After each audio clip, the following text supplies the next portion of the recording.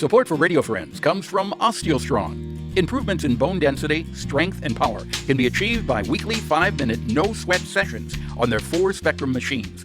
These isometric robotic machines safely emulate high-impact loading on different parts of the skeletal system, which stimulates activity in bone-building cells. Balance and agility can be improved by 2-minute sessions on vibration plates. Every session is supervised by a trained coach. Learn more on Facebook or call to set up a complimentary wellness assessment and session. Good morning and welcome to Radio Friends on this Thursday, August the 5th. We're going to talk about native plants. We're surrounded with native plants. We're blessed with that. Nadia Navarrete-Tindall is with us. Good to have you here again, Nadia. Yeah, it's so nice to see you too. And you brought in a bouquet of beautiful native plants from Missouri. Yes. We'll get to these in a minute, but there's going to be a special event at Lincoln University, right? Yes. Yeah, we have this native plant outdoor laboratory.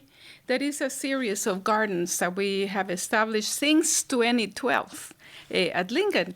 It is actually in front of on the offices of Cooperative Extension and Cooperative Research. Mm-hmm. And we're having tours of these gardens on August 12th at 6 p.m.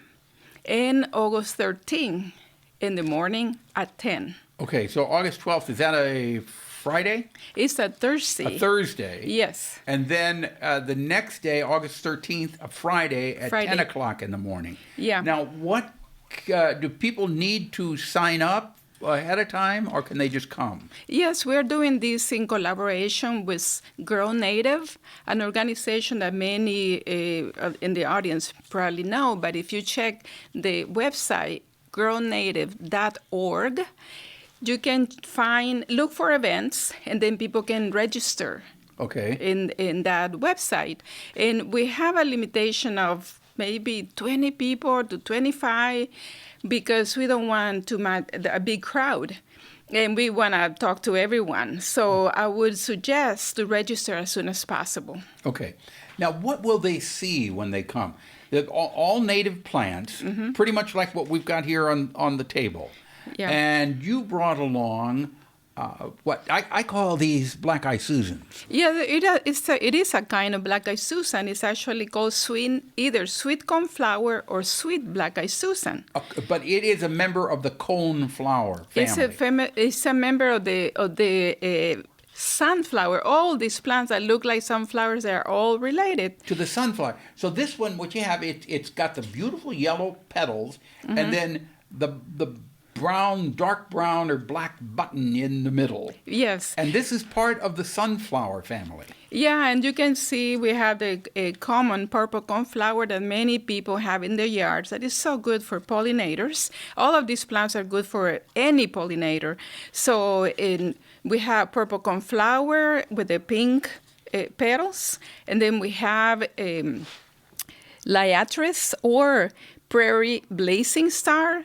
Believe it or not, they are all in the same family of the sunflower. These purple long stems, if you're listening on the radio, they're tall, long purple stems with kind of like feather-like Yeah, it's just like it's like a column of flowers. It's just gorgeous. Those are part of the coneflower family too? They are. The sunflower family is so diverse. Yeah. And on top of that, we have another member here of the family, of the sunflower family, that we call prairie dock.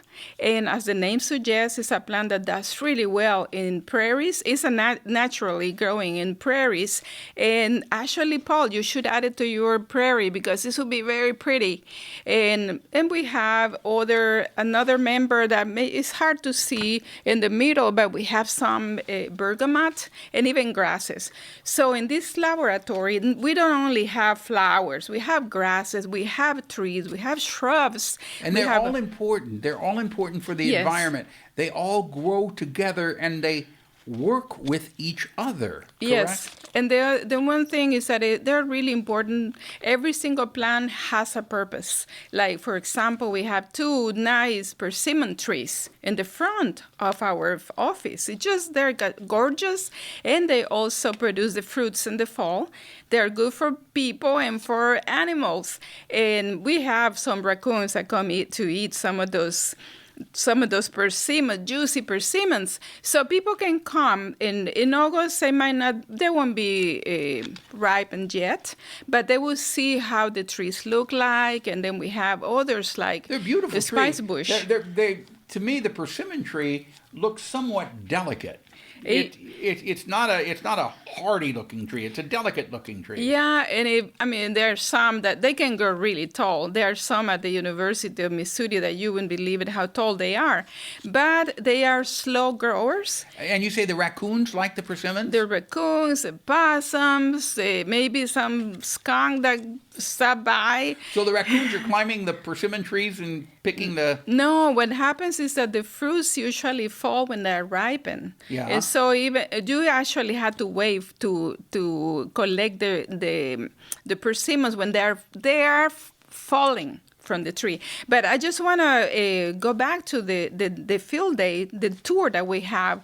On August 12th, people could see all these plants. We'll show all these trees. And what we are doing is we have different stops so people can see how things have changed since we established this garden in 2012. Okay. We originally had a brochure with the information like in 2012, 2015, and then you see how much it has changed. So this is like a changing environment. Right. And it's just beautiful, and we'll see some. And it's free of charge.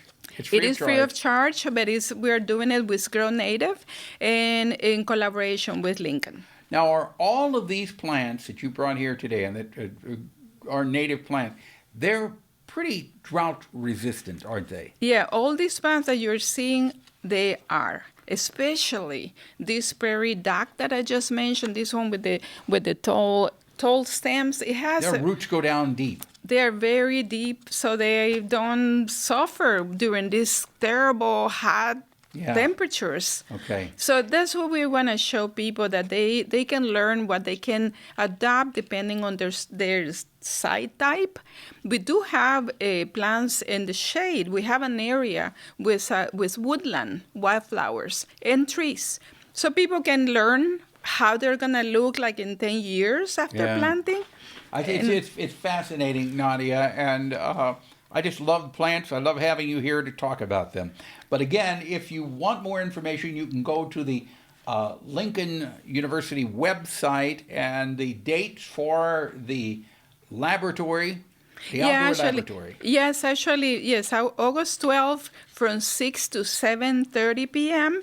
and August 13th from 10 a.m. to noon. And the website to check is grownative.org or my Facebook page, Native Plants and More. Okay. Thank you, Nadia Navarrete-Tindall. Always a pleasure having you here. Thank you very much. Okay. And have a nice rest of the summer, okay? You too. All Thank right, you. we're out of time for today. If there's something you would like to hear or see, I would just love to hear from you. Drop me an email at pepperpetemissouri.edu. Bye-bye.